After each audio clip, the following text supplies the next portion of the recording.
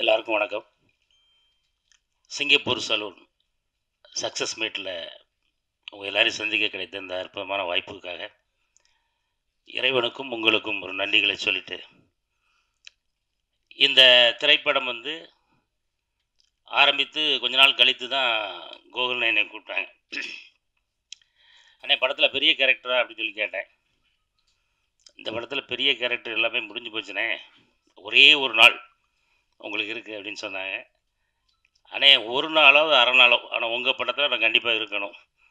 அதுலேயும் குறிப்பாக தயாரிப்பாளர் யார் அப்படின்னு கேட்டு தெரியும்போது தான் அவர் இன்றைக்கி நிறைய ஏழை மக்களுக்கு நிறைய உதவிகளை அள்ளி அள்ளி செய்து கொண்டு இருக்கக்கூடிய அற்புதமான மனிதருக்கு சொந்தக்காரர் மரியாதைக்குரிய ஐயா ஐசரி கணேஷ் அவர்களுடைய தயாரிப்பில் தான் இந்த படம் வருது அப்படின்னு தெரிஞ்ச உடனே, அந்த ஒரு நாள் அப்படின்னாலும் பரவாயில்ல, அதை சிறப்பாக செஞ்சு கொடுக்கணும் அப்படின்னு சொல்லி இங்கேருந்து குற்றாலத்துக்கு கிளம்பி போய் அந்த படத்தை நடித்து கொடுத்துட்டு வந்தேன்.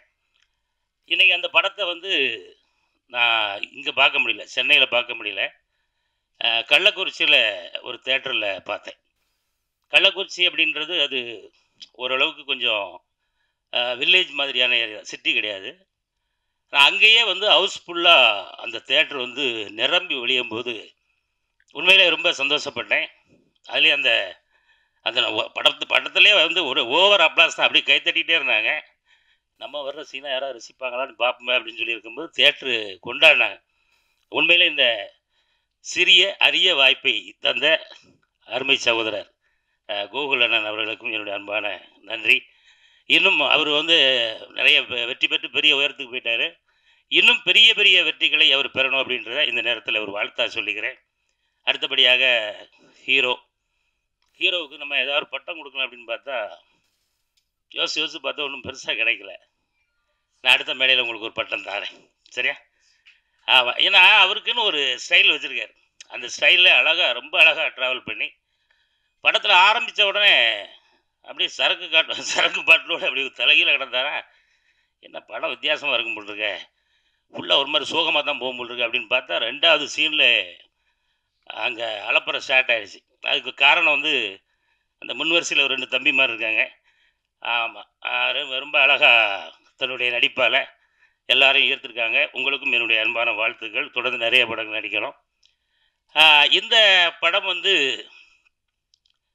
படம் வந்தாச்சு, நல்லபடியாக ஓடிக்கிட்டு இருக்குது. இன்றைக்கும் நிறைய மக்கள் விரும்பி பார்த்து அவங்களுடைய கருத்துக்களை சொல்லிகிட்டு இருக்காங்க. இந்த நேரத்தில் அடுத்தாப்புல ஐயா வாங்க, சின்னி ஜெயந்தன் இருக்காப்புல. சின்னி ஜெயந்தனெல்லாம் அப்படி கொஞ்ச நேரம் வந்தாலும் அப்படி வேறு லெவலில் பண்ணிட்டு போயிட்டீங்க. அடுத்த அன்பு சகோதரி அகல்யா அவர்கள். அகல்யா எனக்கு முதல்ல சேலை கட்டி பார்த்தோன்னே அடையாளம் தெரில. இந்த பொண்ணை எங்கேயோ பார்த்துருக்கேன், இது யாருன்னு அப்படின்னு. ஏங்க இந்தாங்க போங்க, இதாங்க நம்ம அகல்யா அப்படின்னு சொன்னதுக்கப்புறம் தான் ரைட்டு அப்படின்னு. அதே போல் நண்பர் ரோபோ சங்கர் அவர்கள், கிட்டத்தட்ட சத்யராஜ் அண்ணன், எல்லாருமே இந்த படத்தில் ரொம்ப அருமையாக நடிச்சிருக்காங்க. அவங்க எல்லாருக்குமே இந்த நேரத்தில் ஒரு அற்புதமான நன்றிகளை சொல்லிட்டு, ஒரே ஒரு வேண்டுகோள். என்னடா என்னாச்சும் ரொம்ப சீரியஸாக பேசுகிறாருலாம் யாரும் நினச்சிடக்கூடாது. ஒரு திரைப்படம் உருவாவதற்கு எவ்வளவு சிரமங்கள் இருக்கும் அப்படின்றது உங்கள் எல்லாருக்குமே தெரியும். அதே போல் எல்லா படமே, சின்ன படம் பெரிய படம் அப்படிலாம் கிடையாது.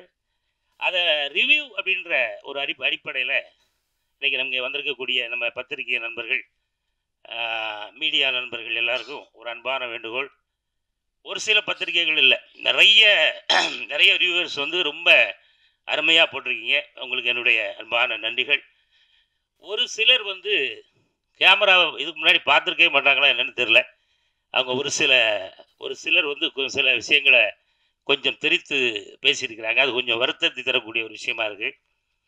ஏன் அப்படின்னா, ஒரு படம் வெற்றி அடைவதற்காக அதில் எத்தனை குடும்பங்கள் போராடி அந்த படம் திரைக்கு வருது அப்படின்றத உங்கள் எல்லாருக்குமே ரொம்ப அழகாக தெரியும்.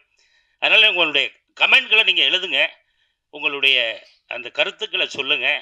ரிவ்யூ அழகாக முடிச்சுட்டு அதில் இருக்கிற நிறைகளை பூரா சொல்லிவிட்டு குறைகளை கடைசியாக இதை இப்படி செஞ்சுருந்தால் நல்லாயிருக்கும் அப்படின்னு நீங்கள் சொன்னால் அது எல்லா படத்தினுடைய இயக்குநர்களுக்கும் அதை தயாரிக்கக்கூடிய தயாரிப்பாளர்களுக்கும் ரொம்ப உறுதுணையாக இருக்கும் அப்படின்றத இந்த நேரத்தில் உங்களுக்கு ஒரு அன்பான ஒரு வேண்டுகோளாக வச்சுட்டு இந்த வாய்ப்புக்கு நன்றி கூறி விடைபெறுகிறேன். நன்றி, வணக்கம்.